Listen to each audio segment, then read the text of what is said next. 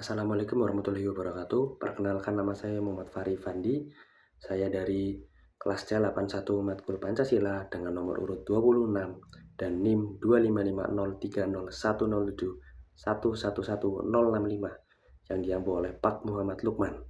Jadi kita langsung saja di dalam link video yang pertama. Itu Bung Rocky itu membahas hubungan antara ateisme dan Pancasila. Hasil dari tesis salah satu mahasiswa di Fakultas Filsafat UGM. Jadi menurut Bung Rocky, itu ateis itu sebenarnya nggak bertentangan sama nilai Pancasila ya. Jadi beliau bilang Pancasila itu menjamin kebebasan berpikir dan kebebasan berkeyakinan. Jadi seseorang itu bisa tetap punya adab sama moral tanpa harus mengakui bahwa Tuhan itu ada gitu. Jadi beliau juga bilang di sila kedua, yaitu kemanusiaan yang adil dan beradab serta demokrasi yang dipimpin oleh hikmat kebijaksanaan di sila keempat. Jadi menurutnya dua sila ini itu membuka ruang bagi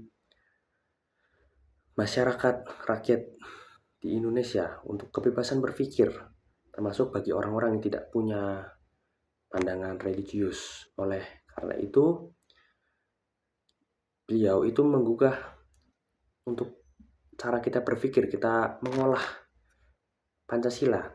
Jadi kita nggak cuma ngapalin Pancasila doang, tapi juga benar-benar paham secara kritis dan rasional.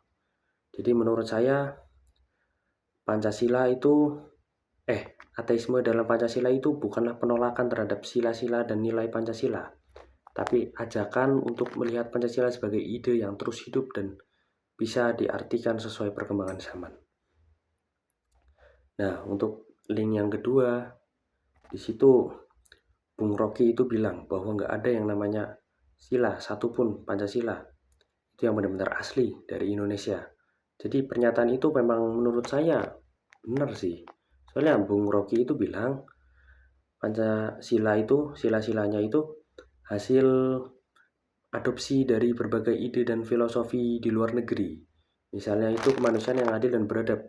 Itu berkaitan dengan revolusi Prancis, kata Bung Rocky.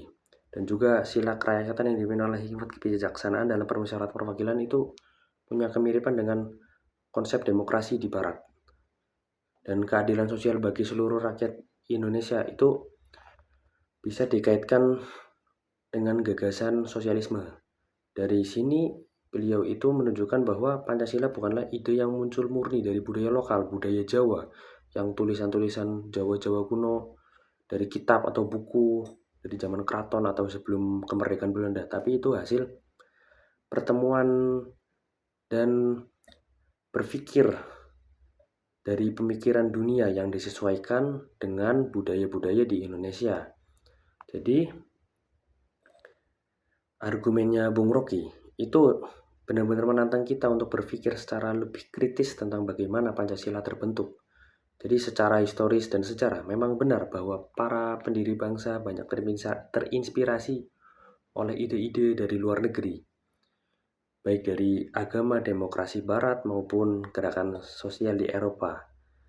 Jadi bukan berarti nilai-nilai lokal kita itu tidak berperan. Justru kekuatan Pancasila ada pada kemampuannya menggabungkan nilai-nilai Pancasila yang didapatkan dari hasil pemikiran dari luar negeri dengan rutinitas kebudayaan Indonesia seperti gotong royong, musyawarah, dan rasa kekeluargaan.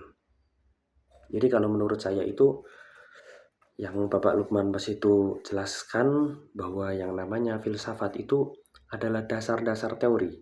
Jadi sebelumnya ada dasar-dasar teori itu ada yang namanya filsafat, dari asal mulanya dari mana, logikanya kayak gimana gitu. Mungkin itu saja. Sekian dari saya. Wassalamualaikum warahmatullahi wabarakatuh.